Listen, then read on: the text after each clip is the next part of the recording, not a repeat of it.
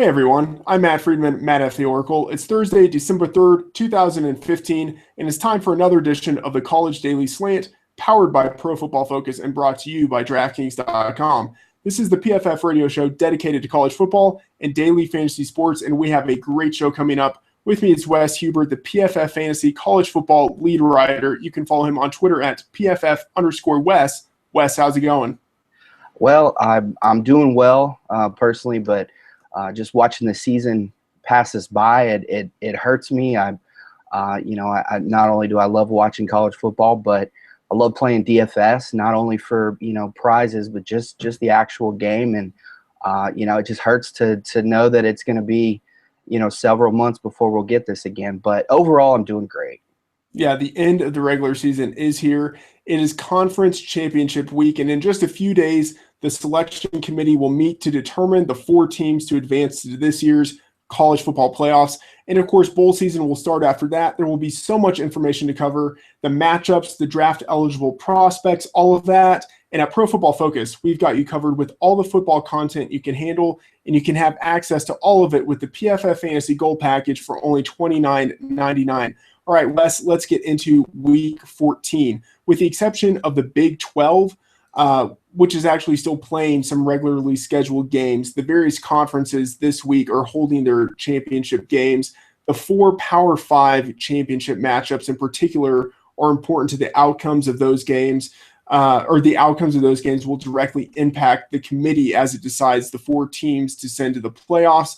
So for the first half of the show, let's look at those 4 games. Let's break down those all-important championship games, and let's also evaluate a couple of teams not playing this weekend, but teams that could be impacted by those games. And then, of course, we're going to, in the second half, look at the DFS plays of the week. So, Wes, let's start with the SEC championship. It's being played at the Georgia Dome in Atlanta. We have 10-2 Florida against 11-1 Alabama. Florida is number 18 in the playoff rankings. Alabama is number 2. With a win, Florida is highly unlikely to make the playoffs.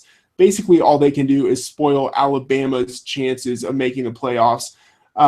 If Alabama wins, obviously they are in. So, Wes, talk to us about this matchup.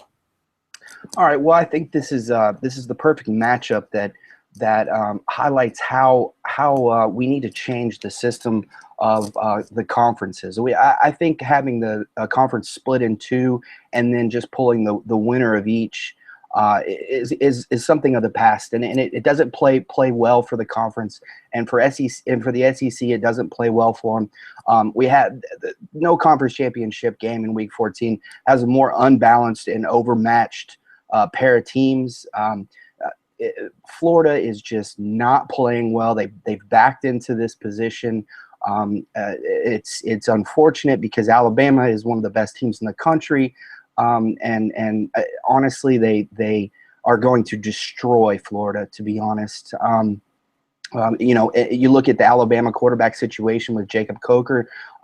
He's received a lot of criticism. Some of it early in this season can be argued, but actually he's been the quarterback with the top accuracy percentage in the FBS since Week 5, and his ability to game manage, he's basically an AJ McCarron compared to what the Gators have put on the field since Will Grier was suspended.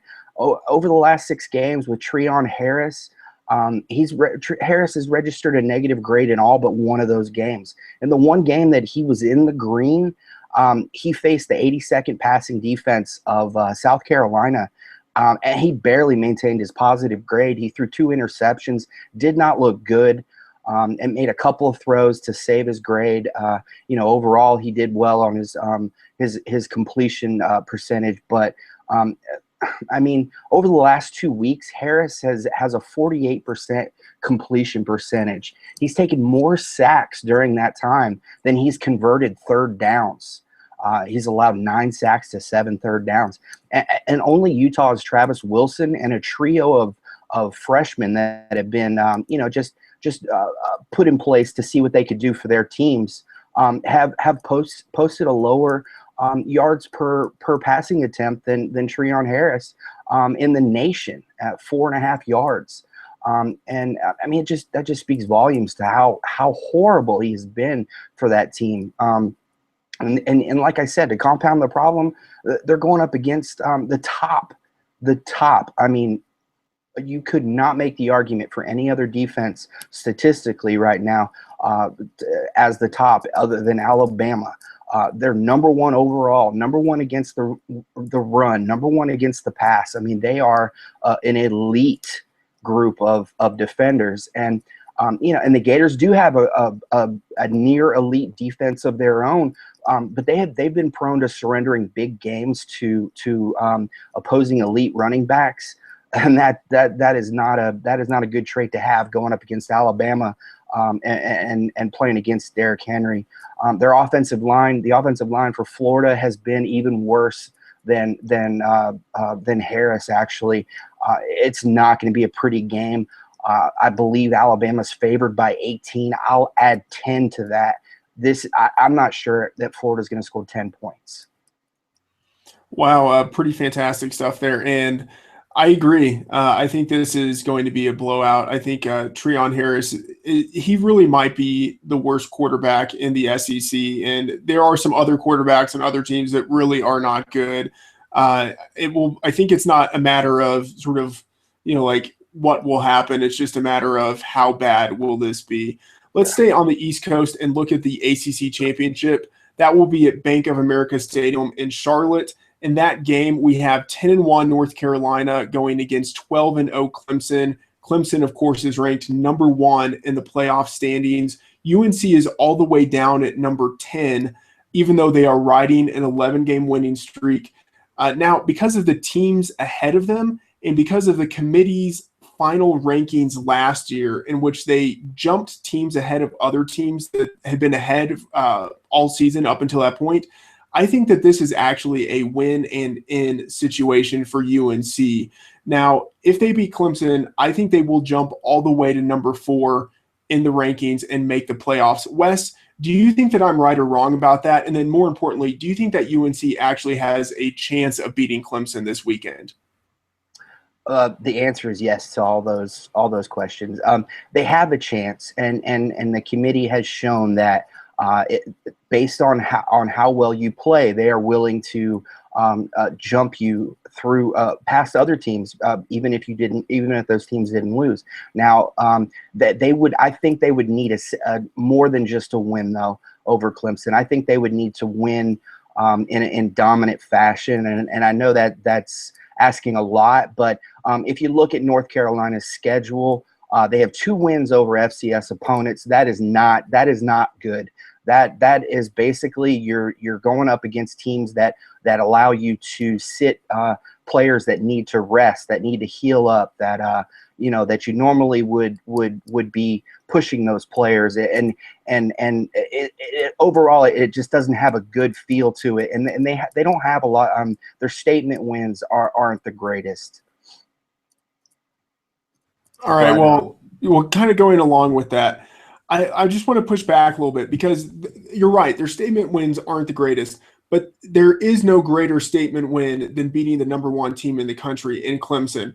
And so let's just look at where they're positioned right now. They're behind Florida State and Notre Dame. Neither one of those teams plays this weekend. I think they would jump them. They're behind Stanford. Stanford's at number 7.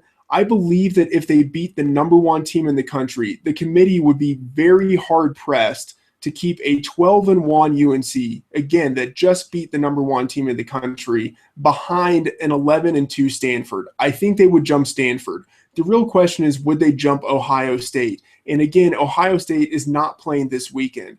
So if they beat if they beat Clemson, again, I think they probably jump Ohio State. And then at that point, I think they're in. I think they would go ahead of Clemson. I think Clemson would drop behind them. And then whichever team loses the Big Ten championship, Iowa or Michigan State, I think that team would drop below UNC. So even if it's just a win by a field goal, I think beating the number 1 team in the country gives them the statement win at the end of the season, the statement win that they need to propel themselves all the way from 10 to 4.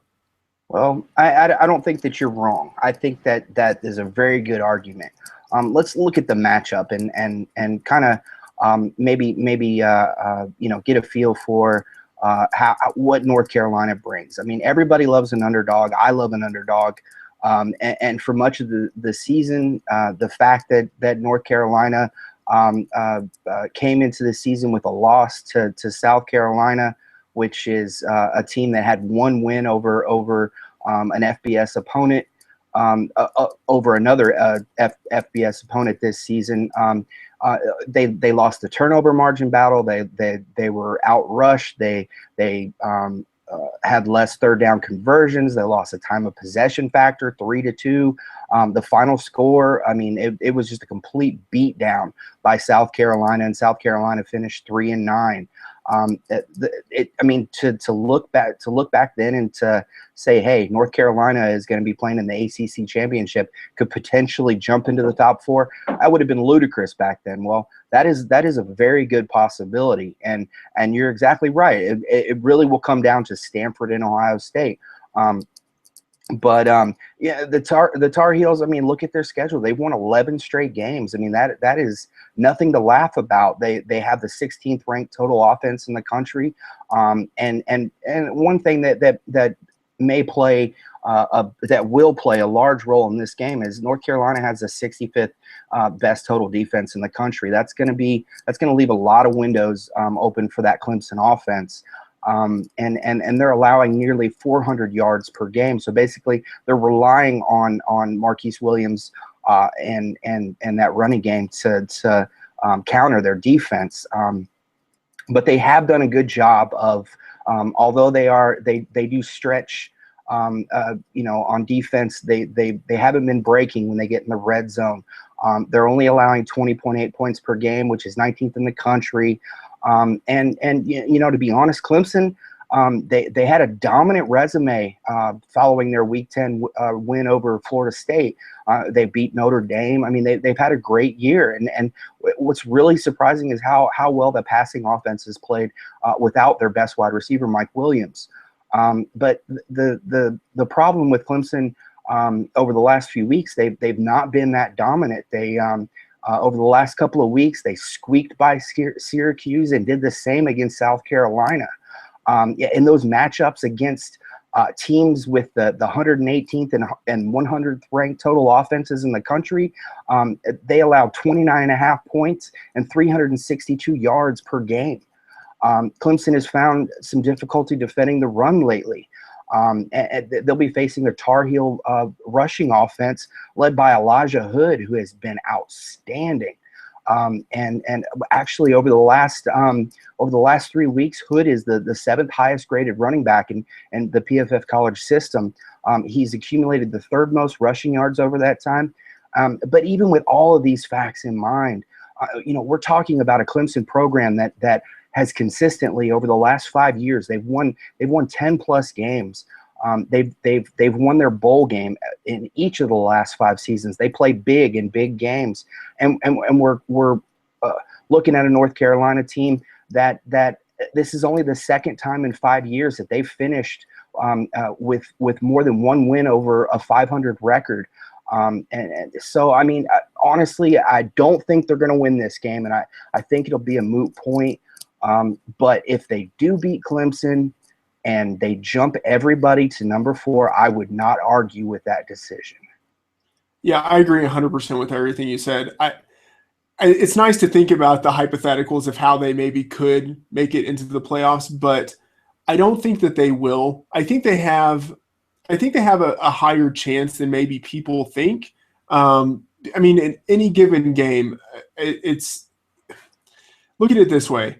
Even though UNC is riding an 11-1 streak, Clemson is riding a 12-0 streak, and it's so much harder. It feels like there's a cumulative effect. It's hard to win a 13th game in a row, and then a 14th game and a 15th game in a row.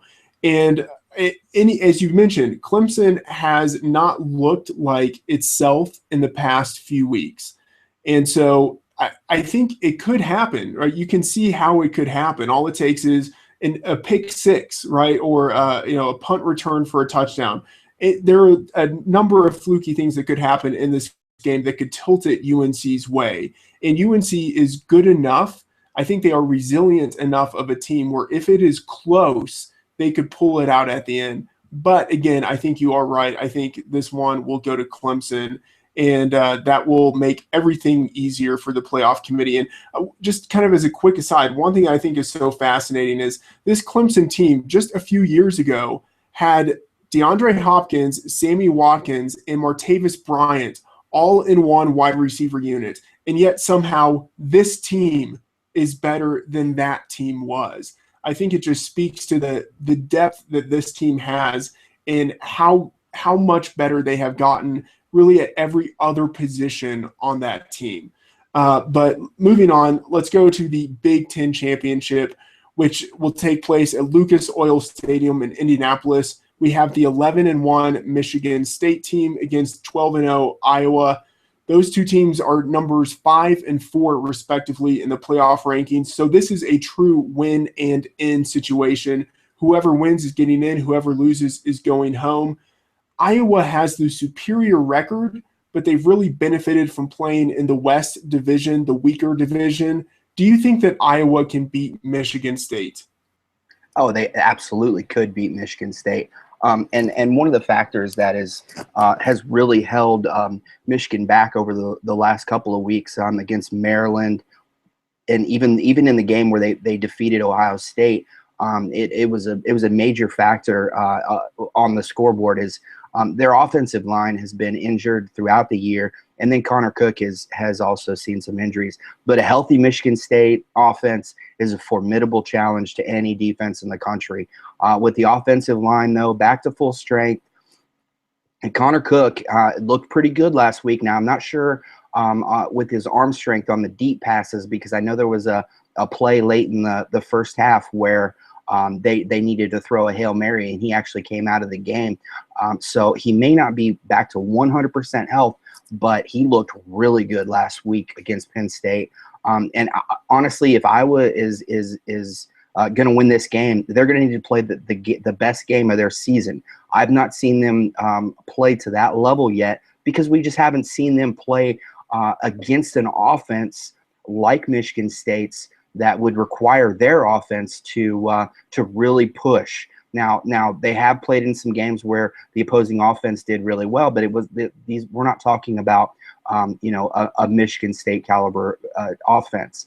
Now looking at the Spartans offense, removing that game where Connor Cook was injured against Maryland when he was on the field, off the field. I mean, he basically just refused to leave the field. He wanted to try to play, but he injured his shoulder. Overall, though, outside of that game, Cook is the 9th highest graded quarterback on the season. He's the nation's most accurate passer, targeting 20-plus yards.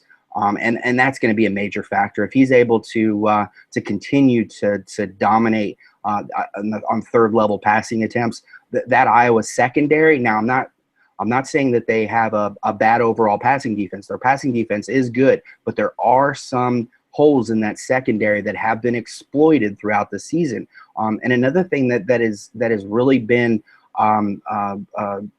missing within that defense, their pass rush. They don't have much of a pass rush. Now, Connor Cook is one of the most difficult quarterbacks in the country to sack. But you still want to try to move him off his spot in order to create some disruption. And that is something that they are just not able to do. They're great at defending the run. Their linebackers are outstanding. But honestly, that Michigan State offense does not rely on the run. They look to the run to finish teams off. Now, going over to the Iowa side, C.J. Beathard has been great. He's won his first 14 games as a starter. There's only been a couple other quarterbacks in history that have been able to do that. He's had a tremendous season this year, but as a complement to an elite rushing attack. He hasn't been really asked to do that much. Now, not to say he can't do those things, but we still haven't seen him do it against an elite defense. Against Wisconsin, they beat Wisconsin. They scored 9 points doing so. I can't say that's a victory or or any way an indication that Beathard is able to exploit opposing defenses. Now, looking at the backfield for Iowa, they've averaged 4.8 yards per rushing attempt, and they've reached the end zone 35 times. That is impressive. They've faced top 25 run defenses on 3 occasions and finished with rushing averages in excess of 5.5 yards in 2 of those games. Now, the Spartans have faced, all that said, the Spartans have faced a better schedule. They've played extremely well against very good defenses. And they've proven that they can score against elite defenses. And, even in that Ohio State game, it really speaks to Michigan State's abilities more than anything, that they were able to win that game despite Connor Cook not playing. Oh, that may have been the most impressive victory of the season for any team for me. Yeah, I think one thing that really stands out for me is that even though Iowa has what looks like an elite defense, they haven't really faced, and you said this, they haven't faced an offense that could challenge it the way that Michigan State will look to challenge it this game. And if Michigan State is able to get ahead by double digits, let's say by 2 touchdowns, I really doubt that Iowa has the potential to come back into this game. They do have a great running offense, but I don't think that will be able to bring them into the game if they are at a major deficit. And they have a starting quarterback, even though he has been good, he's been more of a game manager type of good. He has only 14 passing touchdowns on this season. That's in 11 games, right? Like, Yeah. that is not going to get the job done if they get into a shootout. So if this is a close game, a tight game, a low scoring game, to put out at the end. But if this is a game where Michigan State scores 25 points, I don't know if Iowa will be able to keep up with them. But I think it will be a really intriguing matchup. In the end, you think Michigan State pulls it out? I do. If I'm putting any money on this game, it's definitely going to be for Michigan State. Yeah, I just haven't seen them play a team of the caliber that Michigan State's going to bring. And Michigan State, they've played what, 3-4 games that are just as comparable to facing an Iowa. Yeah, and again, I don't want to take anything away from Iowa's season, but overall, it's really interesting that the Big Ten has really screwed up the entire system this year, where they have the number 4, 5, and 6 teams in the rankings, and it just really limits what the college playoff committee can do at this point. There's only pretty much, if Clemson loses or Alabama loses, is pretty much the only way that something will change in the system because of the Oklahoma not playing. Right, exactly. Now, let's go to the West Coast. At Levi Stadium in Santa Clara, we have the Pac-12 championship. 8-4 Southern California going against 10-2 Stanford. USC is ranked number 20. They're basically like Florida in the SEC championship game. No chance of making the playoffs, but they can really make sure that Stanford has absolutely no chance of making playoffs if they beat Stanford. Stanford is ranked number 7. If they win this game, they have a chance, an outside chance, but they need help from another school to get it done. Let's just start with this matchup. Do you think Stanford wins this game? Wow. Honestly, this is the game of the championship weekend. I have looked at every angle possible to find a weakness, an exploitable area that the other team would have a significant advantage within. I can't find one. Okay, now this, and on top of that, you got to remember Christian McCaffrey. He's within 300 yards of breaking Barry Sanders' 27-year all-purpose yardage record. That right there alone should make this one of the most watched games this weekend. That is a huge accomplishment.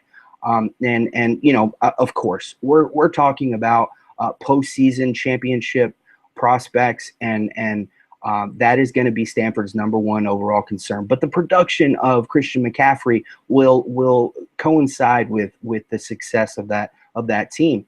Working in his favor, There is no offensive line in the country better at run blocking that has been better in run blocking this year than the Cardinal. It is by far the number one run blocking unit in the game right now. But they will have their work cut out for them. The Southern California defense, they're surprisingly number 30 against the run this year. Now their secondary has been exploitable, but Stanford ranks as the 42nd best scoring defense in the country. They've allowed an average of 32 points per game over the last 3 games, which is a little concerning. At the heart of the issue is they're allowing nearly 488 or nearly 500 yards per game during those last 3 games, and they will face a USC offense that is number 32 in the country, averaging 457 yards per game. The key for Stanford will be the effectiveness of the passing offense to attack the 88th passing defense of the Trojans. There's no doubt that Christian McCaffrey will get his numbers. What is in question is what Kevin Hogan will we get. Now, he's been solid all year. He's been one of the best game managers, and on many occasions, even more. He's been an excellent quarterback, and I mentioned in the past that I think he's one of the quarterbacks that has improved his draft stock the most in the country this season. And surprisingly, despite Devin Kajus having a down season compared to what he did last year, the receiving unit, it rates as the 10th best in the country this year. Now, on the other side, USC, Cody Kessler, he's going to need to be highly efficient to counter the Stanford offense. But considering over the since week 8, Cody Kessler is the 13th highest graded quarterback this year. Now, he has seen a slight downtick in his overall production, in his passing yardage and his touchdowns, but that's got a lot to do with their running game. They have whereas last year they were running a single running back, Javoris Allen. This year they're spreading those carries out amongst 2 to 3 different guys. Their ground game has really taken control this year. And that will be difficult for them to accomplish against the Stanford front 7. But I mean, looking at Kessler since week 8, he's got 10 passing touchdowns to 1 interception. I mean, the likelihood of his success is very high. And, I mean, they did play earlier this year. Stanford defeated USC 41-31.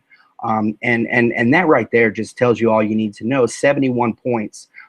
Any game where that's within 10 points or in 10 points or less, where 71 points are scored, that is the kind of game where anything can happen. I think that kind of sums this up. That I don't think you can predict this game. This is going to be an excellent matchup. I'm really looking forward to it. It's going to be the one that I'm most excited to see this weekend. Yeah, I agree. And let's dig into it a little bit. Let's assume that Stanford wins and Alabama loses. And that is for jump Alabama and Ohio State to claim a spot in the playoffs. And I guess kind of related to this is the question of what do you think of Ohio State at number 6, especially after that big win last week against Michigan? It would just be excellent. If I would just love it if Alabama and Clemson were to lose, because I would just love to see how the committee would respond. And honestly, what this all serves to do is to highlight the significant flaw in the system. We need to expand. There needs to be at least 8 teams in the college playoff. There's no way that you can say, okay, these are the 4 teams that are by far better than anyone else. It's not even true. There are too many teams outside of the top 4 that could beat every one of the top 4 in a game. That is unacceptable. Now, I love the direction that the college system is in compared to the bowl game system. That was. I'm not even going to go into that, but we need to expand. There has to be an expansion. Now for Stanford, can they jump Ohio State? it's difficult because if Ohio State's going to get in, honestly, they'll probably need USC to win this game, and then obviously uh, they'll need a loss by Alabama, because if North Carolina wins, like you said, it's going to be iffy of whether they'll get in. And then even if Stanford wins, it's going to be iffy whether that they wouldn't get jumped in that situation. They're deserving, but the loss to Michigan State may have sealed their fate. But yeah, I think that a loss by one or two of these top teams would be great to kind of point the finger and say, let's expand. Let's look at bringing more balance to this system, because there are too many dominant teams out there that need to have their say in what happens this year. Right. And speaking of one of those dominant teams you mentioned earlier, Oklahoma, 11-1, ranked third in the playoff rankings. The Big 12 championship doesn't exist, right? Unfortunately. So we just get a de facto Big 12 champion. And OU has earned it with big wins in the last month over TCU, Baylor, and Oklahoma State. The thing is, OU beat all three of those teams when they were using their backup quarterbacks. Do you think OU is 100% locked into the playoffs? And in the bigger picture, what do you think of OU in general? Well, I mean, those wins. I think if a game is on your schedule, you really can't do anything about the opposing injuries.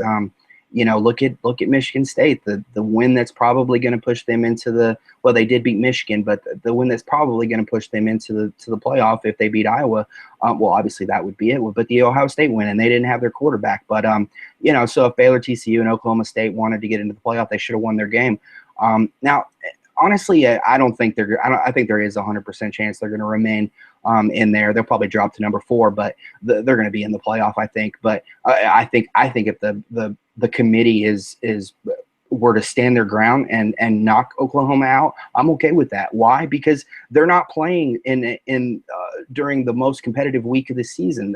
Championship week is something that it's embarrassing for the Big 12 conference that they don't have a game. Now, I know they set up their system to play a trio of games to end the year for each of those, and I mean, essentially Oklahoma won the Big 12 championship, but it still doesn't have the feel. Going into the Oklahoma State game, I didn't get the feel of a championship game, and I think that there's a lot more to that, the nostalgia of a championship trophy and all that goes into that. But we'll see. I think Oklahoma is a great team. They're number 7 total offense, number 3 scoring offense. They've got a number 31 total defense and number 19 scoring defense.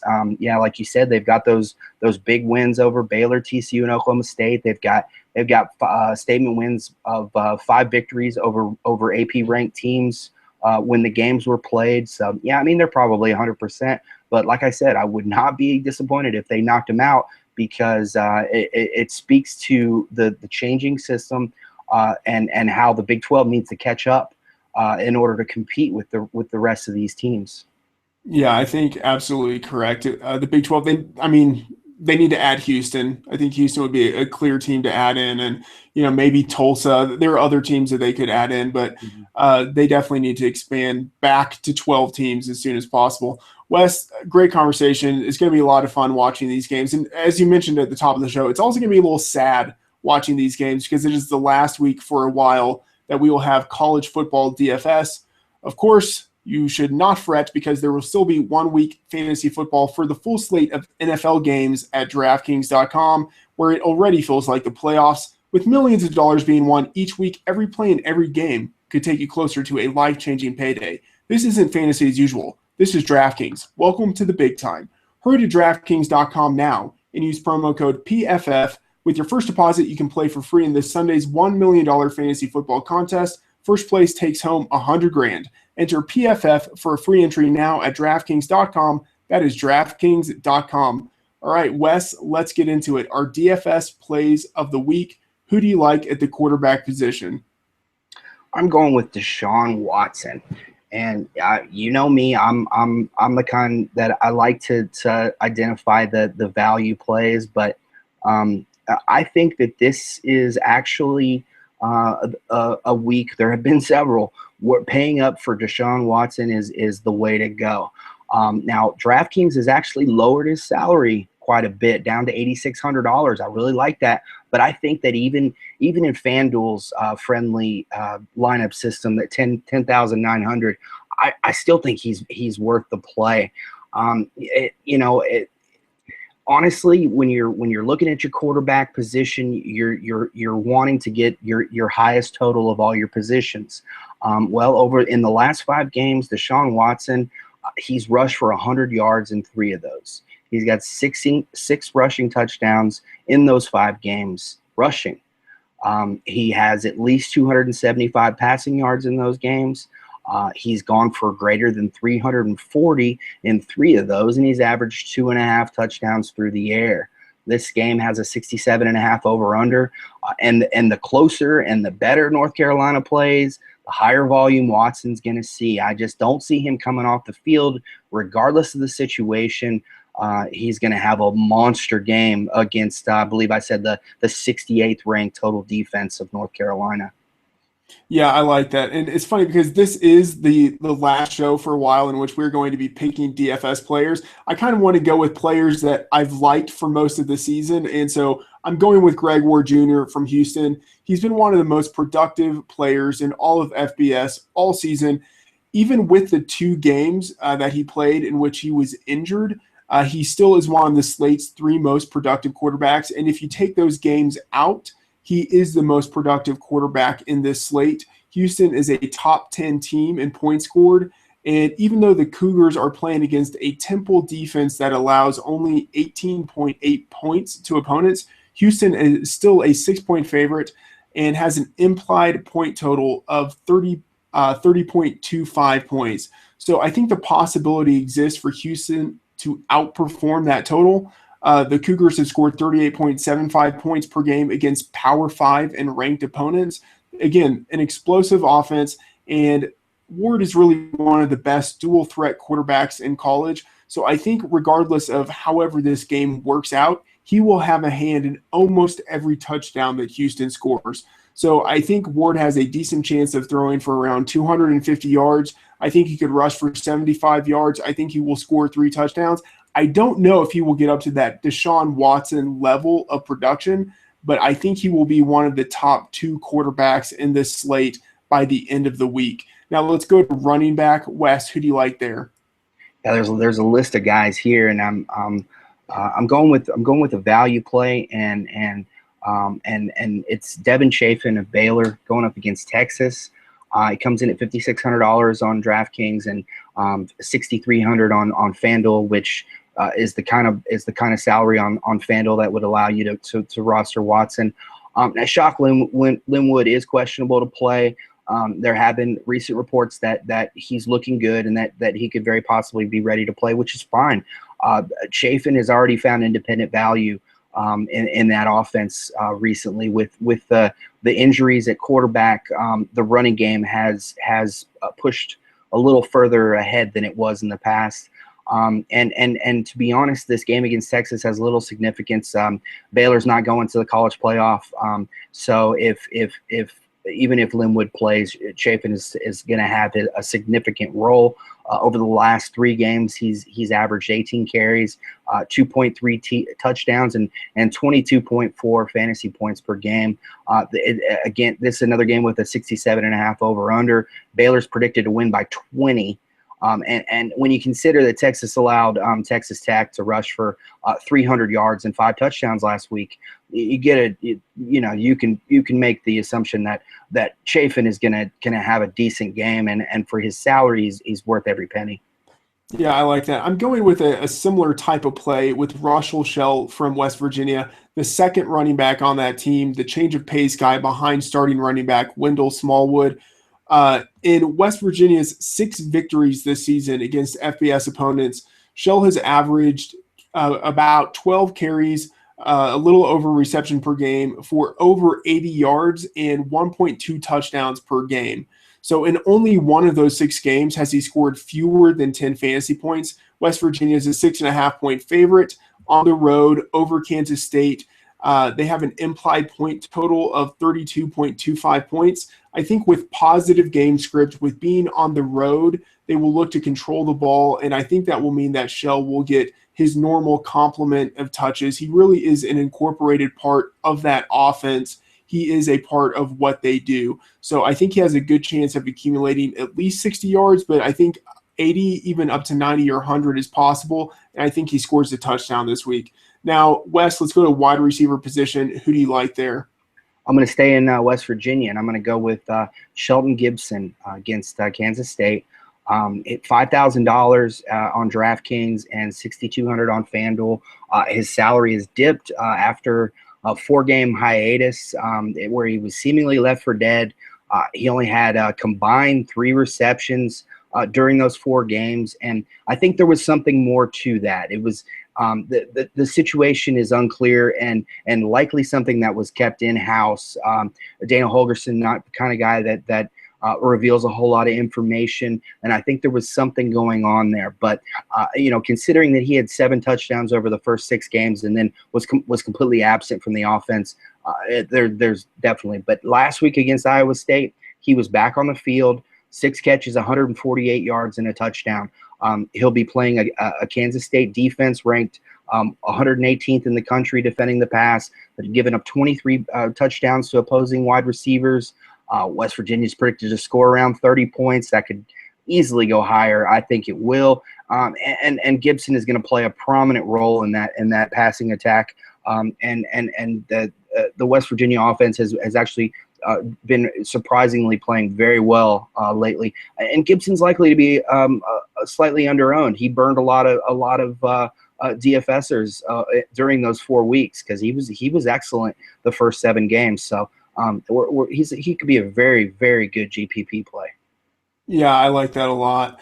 And it's funny, we have kind of opposite running back wide receiver pairings here. I'm going with Baylor for my wide receiver. Corey Coleman, sort of like nostalgic favorite, but I think he actually makes a pretty good play because even with the fact that he has done almost nothing for the last 3 games of the year, given the quarterback position, the situation going on in Baylor, he is still the leader in FBS with 20 touchdowns receiving. And I looked at Sports Reference, and the Baylor wide receiver is the only player since at least 2000. And I think if we went further back, we might find he's the only wide receiver ever to score 20 touchdowns receiving in the first 8 games of the season. The fact that he is still the #1 overall wide receiver in college football on a fantasy points per game basis, again, with 3 real duds of a game, I think it's pretty incredible. Again, he hasn't been productive since Seth Russell's injury, but Baylor's in the 9 wins, Coleman has either scored a touchdown or he's managed 98 scrimmage yards in each game, and that's counting one of the last 3 games in which, again, that offense was really just sputtering. This is the game with, as you mentioned, a high over-under. Baylor has a slate high implied team total of 44.25 points. I think this is going to be Coleman's last home game in college. And with that, I think he will have like a floor of 5 receptions, 100 yards, and a touchdown. And I think there is much more upside for a lot of production there. I think this will be the game we really see him break out. Again, that last game in Waco for his career. Now, let's go to the tight end position. Who do you like there? Oh, I love the play of Corey Coleman. I really like him in GPPs. I think he's a guy that's going to be underowned, and his salaries have dipped. So yeah, I think that's a good play. At tight end, I'm not going with your guy that is going to give you the high volume. He's not a Jalen Samuels, but I'm going to go with George Kittle of Iowa. $3,100 against Michigan State. He is obviously another guy that would allow you to roster the $10,900 Deshaun Watson. He has a touchdown in 6 of 8 games played of his last 8 games played for Iowa. Over his last 3, he's averaged 3 receptions and 43 yards. If I got 3 receptions, 43 yards, and a touchdown from Kittle in this game to go along with what Watson's going to put out, that would be excellent. I think he's going to be a decent play this week, one of the top 5 plays on the early slate of games.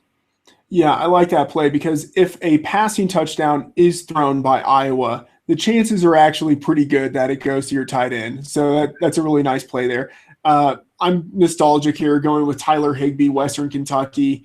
I think the best traditional tight end. I mean, he's not even a super traditional tight end, but for college, he's a traditional tight end. I think the best tight end in the country. He's been out for more than a month, and then last week he returned to his first game action. He had 6 receptions, 92 yards, and 2 touchdowns. If you take out the game against North Texas in which he was injured, Higbee has either scored a touchdown or pulled in 7 receptions for 88 yards in every game he has played this season. He's the slate's most productive and expensive tight end, so he doesn't look like he's at a discount.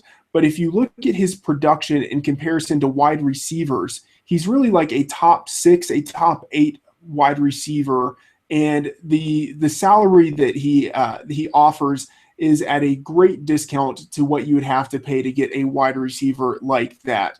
So again, I think a fantastic discount.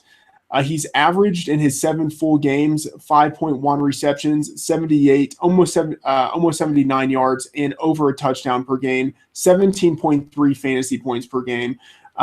Really a fantastic matchup considering that Western Kentucky is a 7.5-point favorite over Southern Mississippi. Western Kentucky has the slate's second highest implied team total with almost 41 points. I think in this Conference USA Championship game, Higbee kind of, as always, has a good chance of getting at least 4 passes, 60 yards, and a touchdown. That provides value, but of course he has room for upside from there. All right, let's close it out with the flex position. Wes, who do you like? Yeah, you could throw. You could throw Tyler Higbee into the flex at $4,700 on DraftKings. But yeah, at flex position, I'm going to go with a guy that I've been high on all year, who recently had a massive game. Chris Warren III of Texas going up against Baylor. Now his price has been jumped through the roof on FanDuel. I believe he's 8,200 or something, but over on DraftKings, he's still $5,300.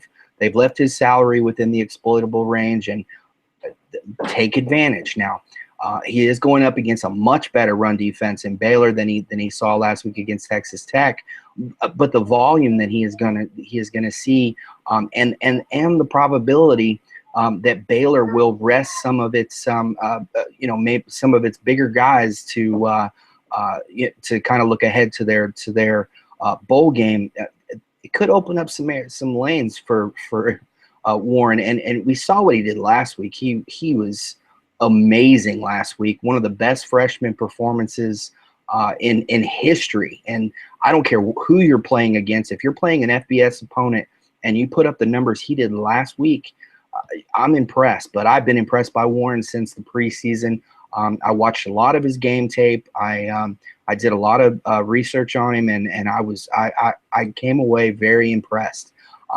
During his senior season last year at Rockwall High School, he rushed for 2,322 yards, 34 touchdowns.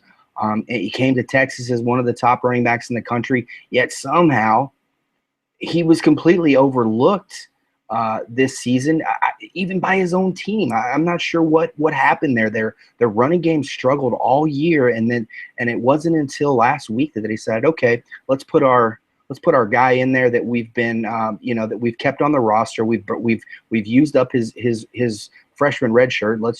Why not play him? I don't understand. He will likely see the majority of the work this week. Jonathan Gray will possibly return, but after what he did last week, I just can't imagine them not playing him. It would be a huge embarrassment for that program. And I mean, he's massive, 6'2", 239 yards. He was just running over Texas Tech defenders last week. He's the son of a former two-time NFL All-Pro. He has the genes. He has the ability. He is a rock solid guy. He's one guy that runs a little upright that actually doesn't concern me because of how compact his body is. I'm just blown away by Chris Warren. I think he's going to be one of the best running backs in the country next season. Yeah, I think next year is going to be a fantastic year with all of those underclassmen running backs. So many great guys.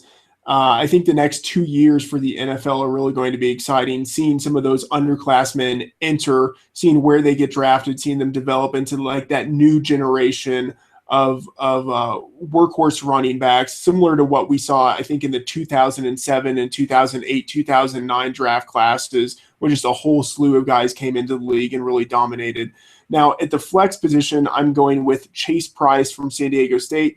He's basically to San Diego State what Shell is to West Virginia. He's the change of pace back behind starter Donnell Pumphrey. He's a guy who consistently gets the ball when the Aztecs win, and his overall seasonal numbers don't look all that impressive. But again, the Aztecs, when they win, they give him the ball. He has a decent matchup this week. The Aztecs are favored to win, as they've done the last 8 games against their conference.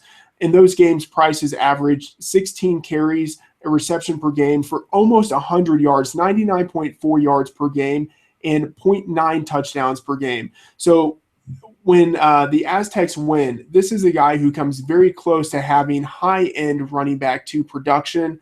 At 4,900, he's the 20th highest priced running back. So I think he has a good chance of accumulating this game around 75 scrimmage yards, maybe a reception or 2, and of course, scoring that touchdown.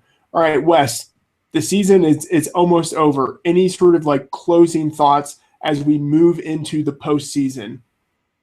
Well, it's been an excellent year. I've been just it's been another year that incoming freshmen have stepped in and really just shown what they could do. It's exciting stuff.